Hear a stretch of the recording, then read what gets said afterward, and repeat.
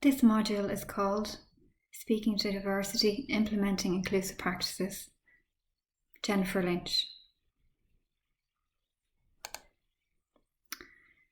This assignment will look at the benefits and outcomes of using trauma-informed approaches to a redesign activity in further education setting.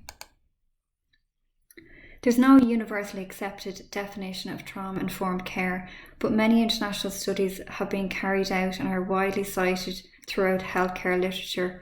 One such study is the American ACE study, which was a landmark study on adverse childhood experiences. The study identified 10 types of adversity: abuse, physical, emotional and sexual abuse, trauma in the child's home, domestic violence, parental separation, incarceration, addiction and mental illness, and physical and emotional neglect. Since the original ACE study, many similar studies worldwide have also reported extremely high prevalence of ACEs. The definition of individual trauma. From a psychological perspective, the Substance Abuse and Mental Health Service Administration, or SAUSA in the USA, states that individual trauma can be defined as results from an event, series of events, or set of circumstances that is experienced by the individual as physically or emotionally harmful or life-threatening, and that has lasting adverse effects on the individual's functioning and mental, physical, social, emotional, and spiritual well-being. In addition to individual trauma, the concept of trauma can also include experiences such as homelessness, poverty, racism, discrimination, marginalization, war, conflict, or displacement. Trauma can also be passed down intergenerationally. An extremely strong body of research strongly links childhood trauma to negative outcomes across the lifespan, including physical and mental health problems, substance use, self-harm and suicide, low educational achievement, and fewer life opportunities. In the documentary The Wisdom of Trauma, Dr. Gabor Mate states that trauma doesn't end when the danger has passed.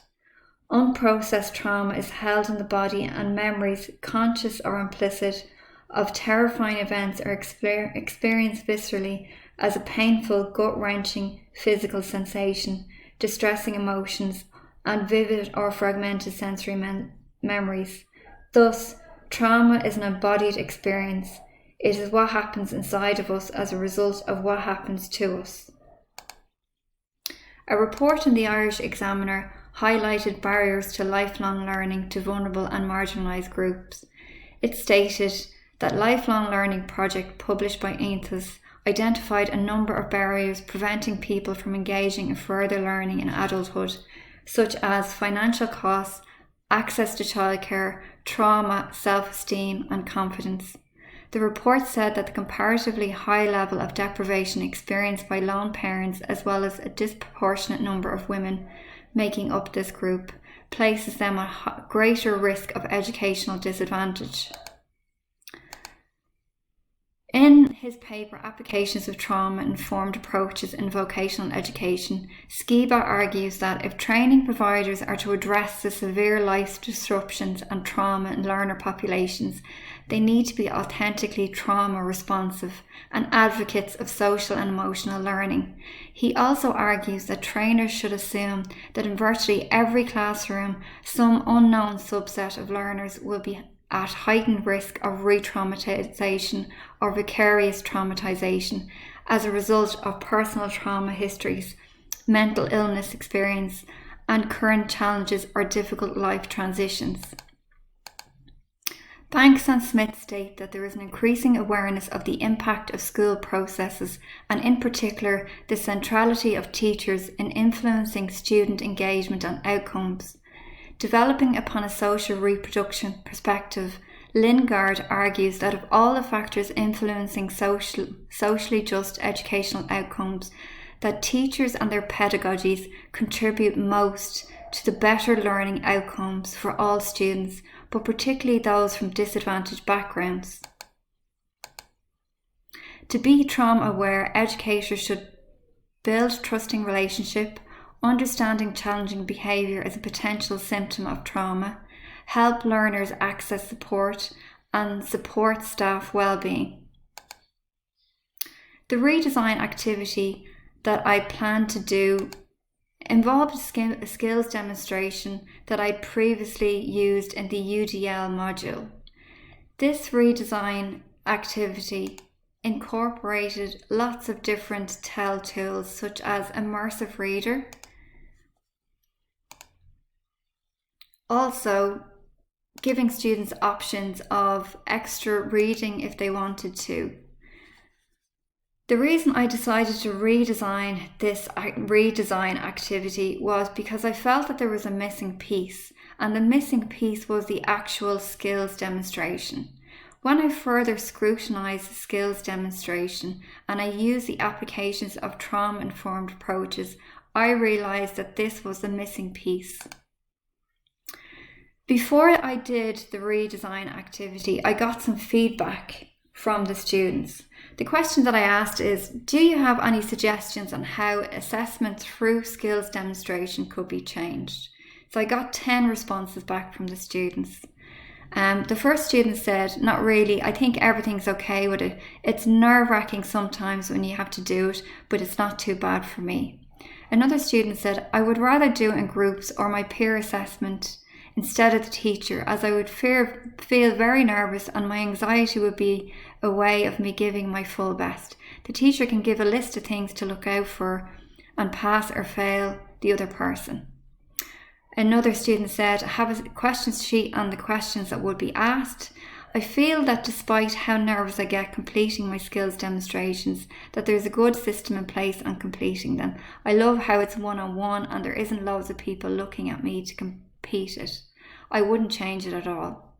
The final student said, if possible, observe students during the practice and ask them questions then. During skills demonstration, make it easier if the tutor feels the student knows it by observing them prior to it.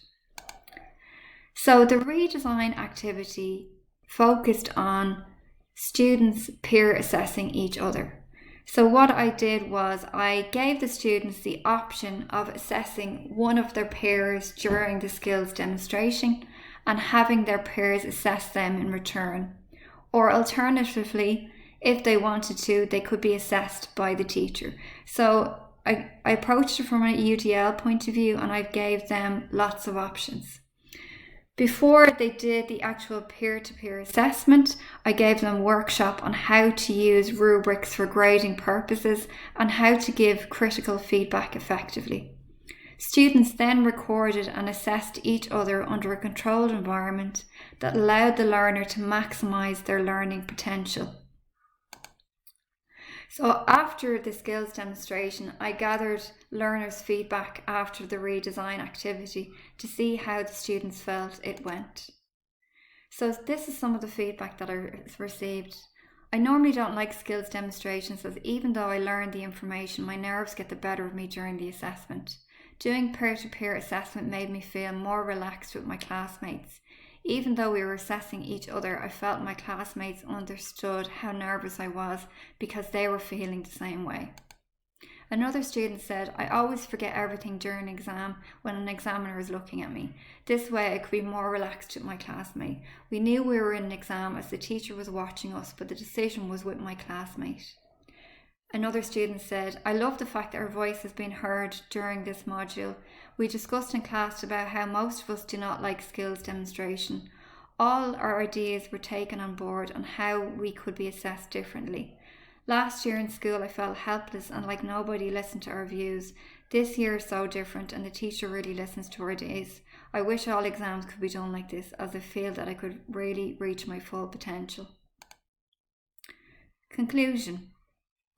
I looked at a trauma-informed pedagogy and how it assists with the professional development needs of the educator and promotes increased awareness of learner inclusion, helping learners to feel safe in their learning environment.